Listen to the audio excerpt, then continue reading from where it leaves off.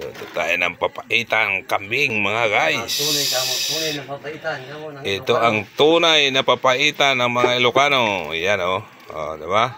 Meron pang kumbaga sa baboy sitsaron bulaklak. Ayan ang bitukang maliliit ng kambing. Hindi na hiniwa kasi yan ang magdadala ng sarap. Ayan. Yan ang ating papaitang Ilocano. Yummy yummy yan mga guys. Nakita nyo yan mga luto ng papaitan ng Ilocano. Ito yon mga guys. Papaitang Ilocosur. Butas pa itong tasa.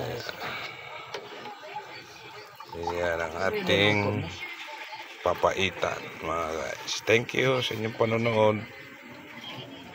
Paki-likes na lang, paki-follow ng ating video.